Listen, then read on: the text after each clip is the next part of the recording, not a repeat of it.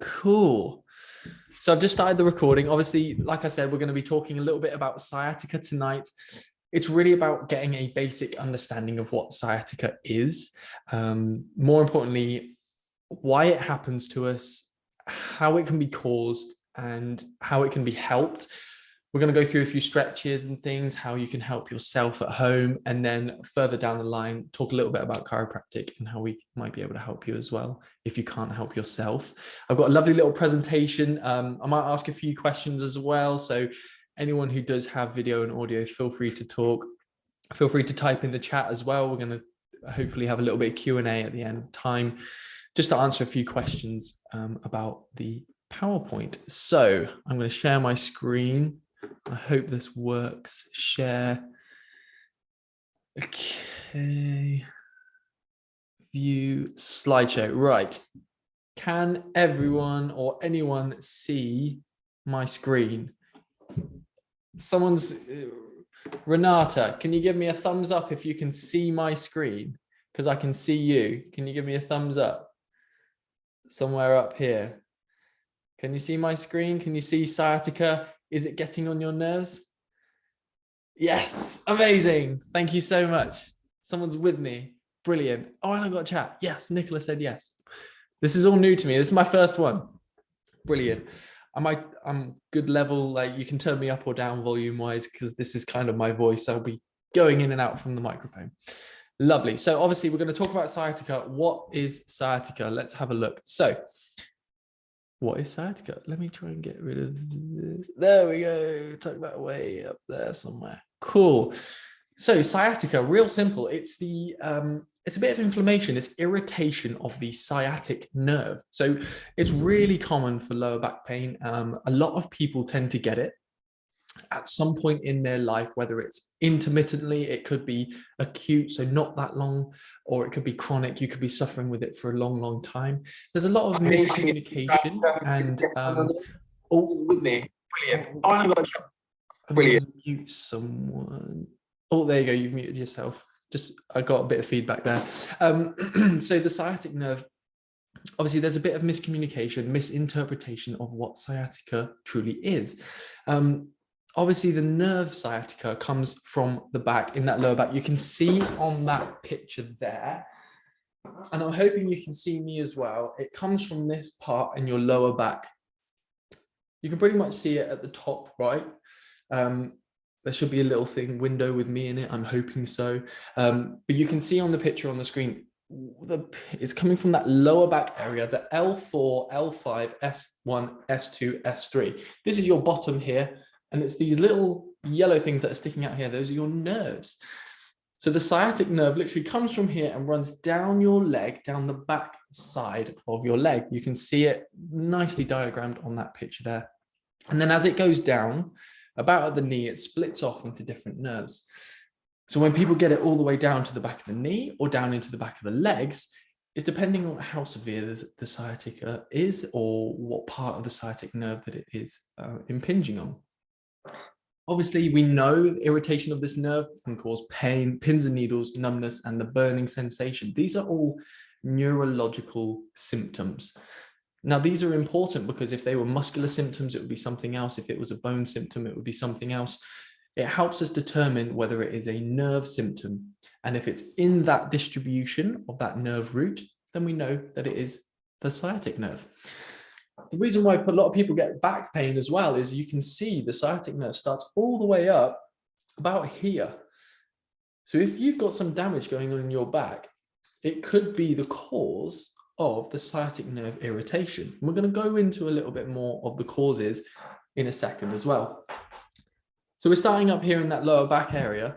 If you've got some dysfunction going through here, the pelvis, the sacrum, or the lumbar spine, the lower back, if that's causing any irritation and entrapment of that nerve, it's going to cause the zinging, the pins and needles, the numbness, the tingling, the burning sensation down the leg a little bit as well. Like we said, spinal nerves L4 to S3. It can also be because of an herniated disc as well. Obviously, these discs are the little bits in between each of the bones. These help with compression of the spine. Sometimes these like to bulge out a little bit. Again, if you can see me here, we've got a little red bit coming out of the spine here. If not, you can see my screen, and there's a little bulge on that bottom right picture there of a herniated disc sort of pushing back into the spinal cord. Now, if that's happening at L4, L5, S1, 2, 3, it's going to irritate the sciatic nerve, and that's what's going to cause some of that pain and dysfunction and symptoms down the legs as well. So really interesting understanding what sciatica is. Anything with a "ca" at the end is usually inflammation of, it's a dysfunction, it's irritation of the sciatic nerve. It's a very broad umbrella term, which obviously with examination, you can determine what level it's really happening at. And it's about finding the cause of your sciatica. So how can sciatica affect you? Obviously, we know we've got the numbness, we've got the tingling, the radiating pain, the leg weakness. It says it all there. Unfortunately, a lot of people will get sciatica at some point in their life, or at least know someone who's experienced sciatica, lower back pain, and the pins and needles down their legs. It is likely to be sciatica. Unfortunately, it's really common, and it's because of stresses on the spine. If you know someone who has experienced this, or you've experienced it yourself, you can understand how debilitating it can be. It gives you weakness, it gives you numbness, pain, pins and needles, to the point where you don't want to move that area. The problem with then not moving that area is it then becomes stiff. The muscles tighten up and it gets used to it. The longer we leave that, the more chronic, long-term the issue can become, and potentially the symptoms can persist or even get worse. Sometimes it heals by itself. The body is a wonderful thing. I like to think, let's not try it. Let's not tempt fate, and let's not test our bodies to see how our body would deal with it.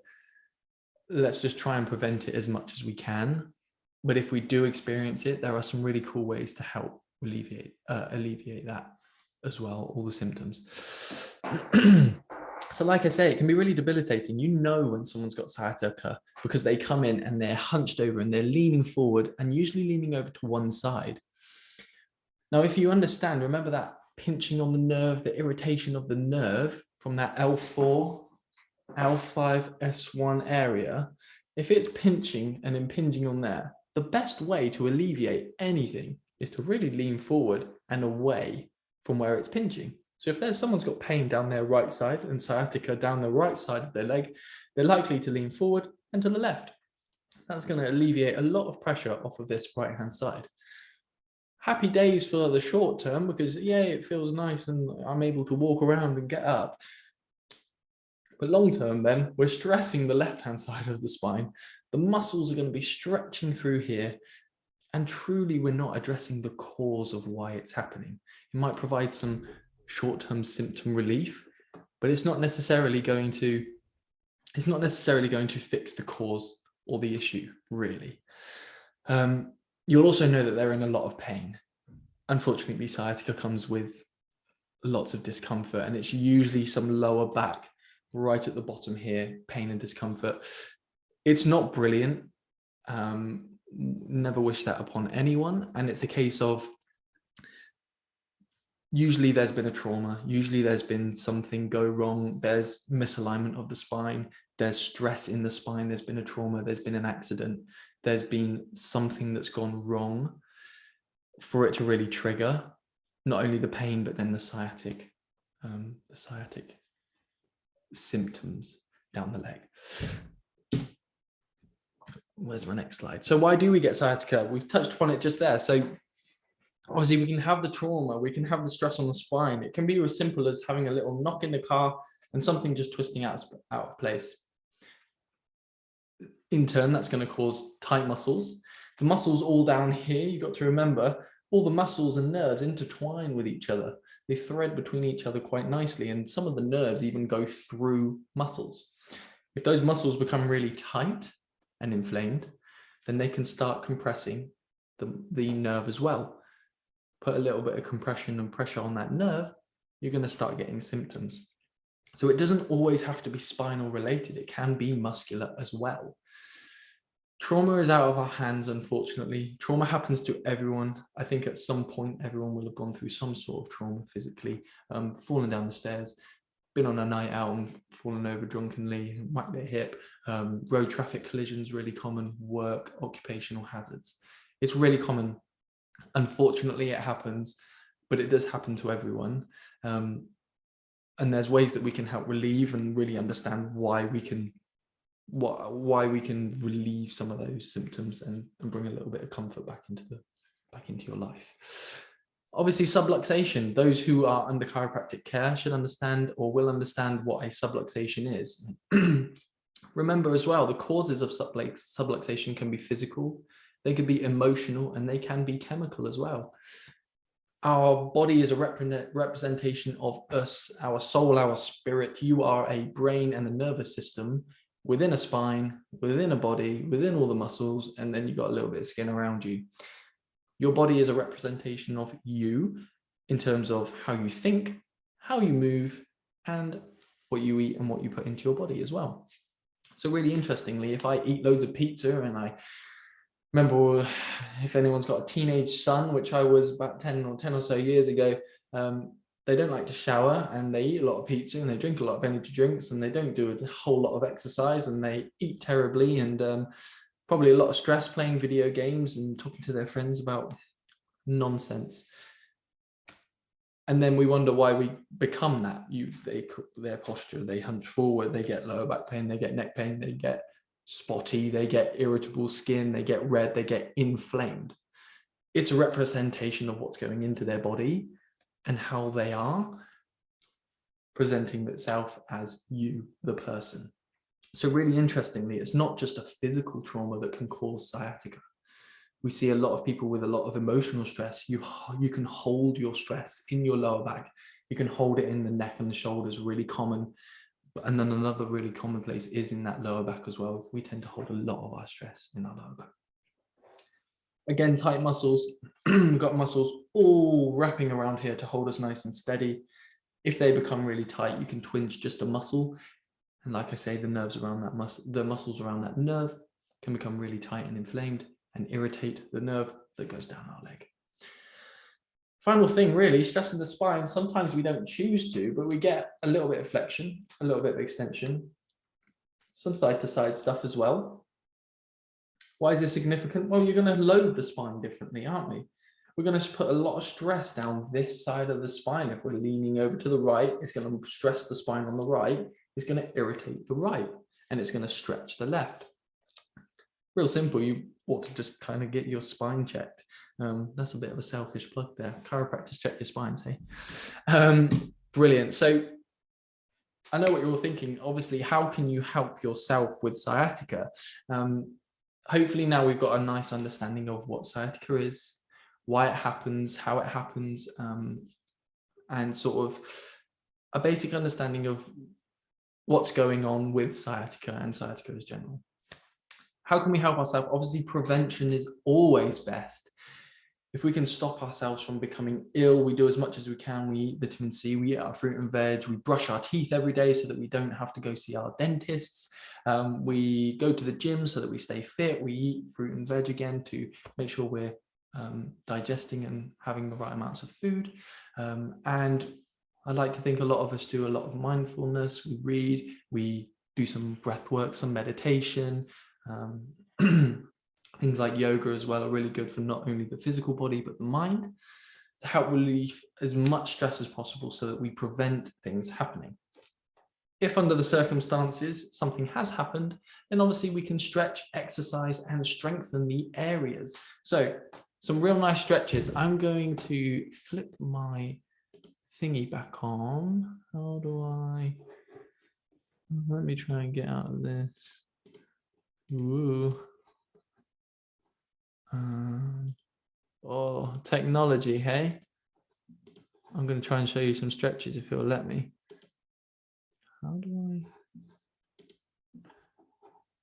This is brilliant. Your screen sharing. Ah, here we go. I'm going to stop sharing for a second. Stop share. There we go. Now you can see me in big screen, hopefully. Let's see. So real simple. There's a few stretches we can do. Obviously, sciatic pain. When I said people are going to be standing funny, you tend to see them and they're like this. This would mean I've got probably some pain down here because I'm leaning forward and to the left. If this is happening, obviously stretching forward is going to help alleviate some of the pressure. I'm going to angle this down. I've taken my shoes off, so I apologize if you see my feet. So I'm hoping you can see the floor there. This is brilliant. Lovely. So yoga pose, like child's pose, everyone should know this. Real simple. You go onto your knees, you sit back onto your heels, and real simple, you reach up to the ceiling and then you come down and you bring yourself into a nice stretch. It's going to be leaning forward, remember, so we're going to be taking some pressure off of that lower back. And then real simple, from here, you can either go to the right or you can go to the left with it as well to help stretch and alleviate some of the pain and some of the issues that are going on, especially if it's muscular in that lower back. Really simple, you just want to hold it. I'd hold it in the neutral position here. I'd hold here for about 10-15 seconds. And then once you start feeling things relax, bring it over to the side, which you need to stretch, and then hold.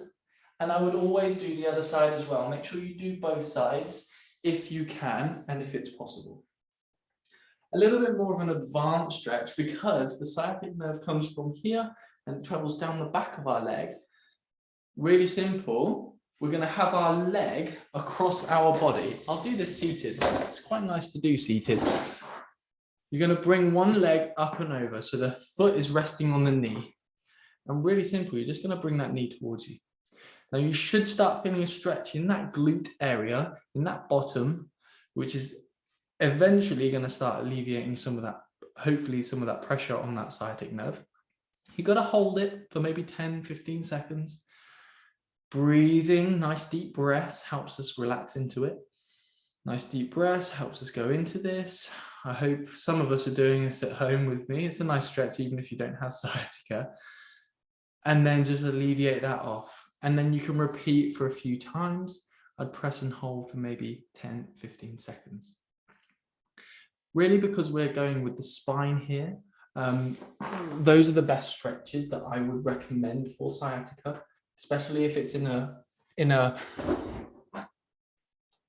stage where it's quite acute and it's just happened. And if you can provide some symptom relief, that's without going down the medical route too much, that a little bit of heat on the area might help. Equally as much, a little bit of ice. I would say listen to your body, have a play, see what works for you. Obviously, a little bit of a plug for ourselves. If none of this works, we would really recommend going to see a physical therapist, a practitioner, a healthcare practitioner. It's not just ourselves, chiropractors. There are osteopaths, there are physiotherapists, there are sports therapists. Depending on what you feel necessary for yourself, if you do seek further care, you can make that decision, have a little bit of a research. I'm only going to talk about chiropractic because that's what I know. I'm a chiropractor, and I'll give you a basic understanding of what we would do to help diagnose this. So here at Epoch, we go through an initial consultation phase. Real simple, we do neurological testing, we do physical testing, we take full history, and we do an examination of the full spine. We feel it, we get you moving, we get to see exactly what's happening. We have X-ray facilities here, so if we do think it's a structural thing rather than a muscular thing, if we think it's spinal, then we do have X-ray facilities here if they are necessary to be taken, which is a wonderful thing to have, and you will be able to see them almost instantly and get a health report included in your examination. We look to find the cause of the issue. We understand that your symptoms are very real and they are painful, but it's more about finding the cause. If we can fix the cause of those symptoms rather than just treating some of the symptoms, then we should fix it for good, or at least long term, and start to strengthen the areas. I've just been talking for 20 minutes straight. My mouth is a little bit dry. I'm going to have a bit of water. I hope I've covered the main areas of sciatica. It should give you a really nice understanding of what sciatica is, how it affects us, and a few little bits of what you can do to help yourself. And if you do feel like you need some further help, we are always here to help out with your sciatica or any other issues that you may have, lower back pains, neck pains, headaches, all sorts. We're more than happy to have a look at everything. So I'm going to open it up to a little bit of a Q&A now. Feel free to type in the chat or unmute yourself. I'd love to see some lovely faces and hear some voices. That'd be brilliant. If you have anything that you'd like to say or talk about, or any questions, advice, tips, anything like that, please just let me know. Alternatively, if you don't want to be as public, you can always just say, drop us an email. You can find all of our information online on epochcenters.co.uk. Real simple, drop us an email or give us a call. We'll be more than happy to have an individual phone call with yourself, or give you as much resources and help going forward. I'll give it a few minutes and then see if anyone's got any questions.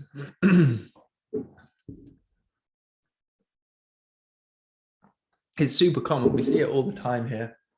Sciatica, you'll be surprised. I think it's about 1 in 10 people will have sciatica at some point in their life, which is a huge percent of the population, which means most people will know someone who either has it or has had it at some point.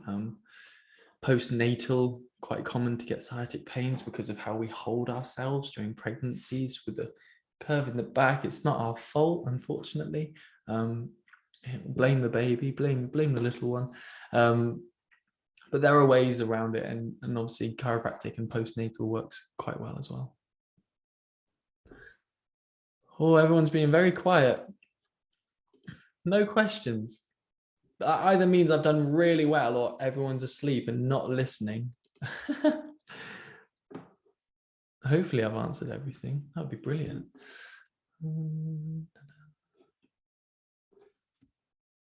Give it a few more minutes. Someone might be typing. Like I say, if you want to have a private conversation with us, more than happy to go through myself or the team. We've got Dr. Tom, Dr. Sarah, Dr. John, myself, and we've got brilliant staff on the desk. We've got Sam, Millie, Lucy, and Sarah as well, who are always willing to help as much as we can. All right. Oh, okay, I got 2 at once. Amazing. So Fiona, thank you so much for your message. First of all, I've had sciatica for 8 months now, actually having steroid injections tomorrow. Can you say if these tend to be successful? So the corticosteroids, you'll have like cortisol or cortisone injection in your lower back. So what they do is they are an anti-inflammatory steroid injection. Real simple, they're just going to reduce a lot of the inflammation around that joint, around that area, and it gives it time for the body to heal itself. So there tends to be some success with these injections. Sometimes they tend to fade away. Obviously, the injection will last potentially a couple of months. If the body is successful in healing itself during that time and taking pressure off that sciatic nerve, then you'll hopefully feel okay. If not, then it will tend to come back. You can get a couple of injections on the NHS. After about 2 or 3, they kind of tell you you've had all that you can have, and they might send you in the direction of physiotherapy as well. What I would say is obviously you potentially have had an MRI, you potentially have had x-rays as well on that area to find out if what the cause was. And obviously we trust our GPs, we trust our medical doctors, and hopefully it works for you. I can't say for sure it will. Same with chiropractic, we can't guarantee anything. It all depends on the body's ability to heal itself. But there's one way really to find out, and obviously having your injection tomorrow, you should hopefully feel some relief of symptoms. what I would say is during that time, give your body the best ability to heal during that time. Movement is great. Eat really well. Move with caution in terms of, don't think that this issue is fixed because it's treating the symptoms rather than the cause. Don't forget, that is treating the symptoms, but it's giving the joint space to heal and the nerve space to heal. So if we can do as much as we can to allow it to heal in terms of eating well, thinking well, and moving well, brilliant. Don't go thinking you're maybe fighting fit again and start trampolining and I don't know what you like to do. Take it easy. I'd use it as a time, use it for the body to heal, basically. I hope that answers your question. Lovely. Good luck as well. Hopefully you're all good. And if you want any more help and advice afterwards, do just let us know. Carol, thank you for your message. Hi, Lewis. I have spinal stenosis caused by a herniated disc, and because I also have osteoporosis, an operation is not possible. What might help, please? Okay, this is interesting. So spinal stenosis, narrowing of the spinal cord and the column, obviously putting pressure on that spinal cord, the nervous system, and then a herniated disc and osteoporosis is that weakening of the bones. So there's a few things going on there, all sort of separate things that are going to be collecting together to be what's going on with your lower back and the in your spine. So interestingly, osteoporosis, with the adjustments, we would go lighter adjustments to start off with, see how you get on. I would recommend trying a few of those stretches if you feel up for it. Unfortunately, with a spinal stenosis, it's going to be narrowing of that spinal canal. So bringing movement into it, we would do with caution. I would say some gentle movements like the child's pose and some gentle yoga, Pilates, things like that, just to get the spine moving around would be wonderful for you. If you feel like it needs further examination, like with x-rays, you will have probably had some MRIs already if you know you have a spinal stenosis and herniated disc. Potentially having an examination from someone else. It's like a set of different eyes looking at it to see if someone else can help. An operation is not possible. What might help? Anti-inflammatories, things like flax seeds, avocado oils, things like that. Eating a healthy diet, as we mentioned, and trying to reduce as much stress. So if we are holding our stress in our spine, doing as much mindfulness. This week, we've been talking about breath work in the clinic. It's really great. It's a great way to help reduce stress as well. But I would say taking it easy with some mobility work and also just taking your time with good nutrition, anti-inflammatory diet, and some helpful emotional stress release, and potentially some physical therapy as well might work for you. It might be a route that you'd like to go down. Obviously, here might be an option for you. Hopefully that answers your question. Cool. Got a few more now. Tish, well, I'm listening and feel you explain some of the causes of sciatica. Thank you. No problem. Obviously, there's going to be so many different causes of sciatica. I could spend all night listing off thousands of different ways it could happen. These are just the most common ways that it does happen. Muscular tension, trauma, subluxation, and spinal load and displacement are the typical main ones. Also things like spinal stenosis, disc herniations. There's usually a cause for those, which is one of the ones that I've mentioned. Cool. Renata, I was told I had a slip disc 5 years ago, which hit the sciatic nerve, and since then I had every time 2 operations. The pain isn't in my back, but in my foot, right foot, right little toe, which is excruciating. Is there anything I can do to help with this? Really interesting. So a slip disc, a herniated disc, they usually tend to heal within 3 to 6 months. Again, if they haven't healed, then something's not right in the loading of the spine, I would say. So having surgeries, 2 operations, operations tend to stop things from getting worse, but never fix the issue. They stop worse things from happening, if that makes sense.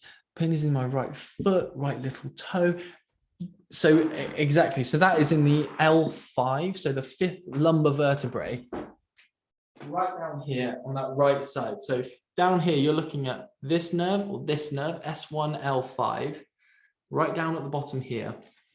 Something will potentially be impinging on there. Or remember, the sciatic nerve runs down and then splits off and goes down, one on the inside of the leg, one on the outside of the leg, to the top of the foot, bottom of the foot, different toes. Something further down the line might be causing what's going on in the leg and the foot. Is there anything I can do to help with this? Again, I would try those stretches, try the alleviation. We have a few videos on our website that might be able to help as well. And obviously, potentially having an examination by a chiropractor or osteopath, physiotherapist, whatever you have around you, that might help as well. Hopefully that helps.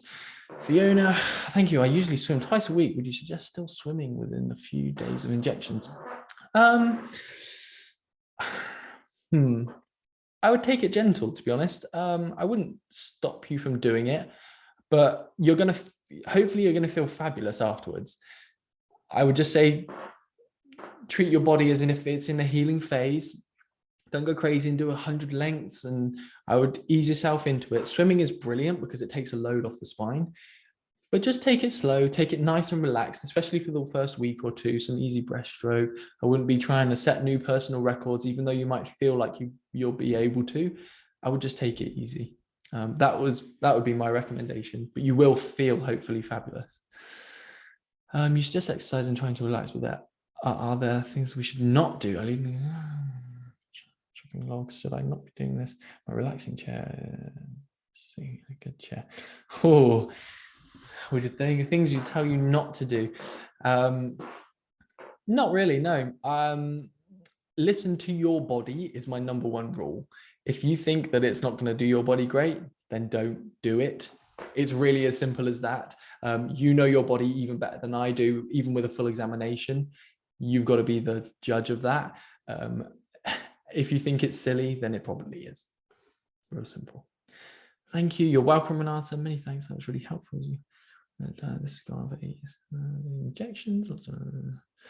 No problem at all, Carol. And hopefully that you take it on board, and hopefully it helps a little bit. We'll give Emmy some control. Pain again. Wonderful. I'm so glad that you've taken that information from this. And if there's anything extra we can do to help, you know where we are, and hopefully we can help further. All right, this is telling me I've got like 30 seconds left on my thing, so I'm gonna have to love and leave everyone. Thank you so much for your questions and joining us. This will be recorded, and if you wish to see anything further or see it again, do just let us know. We can email it over to you.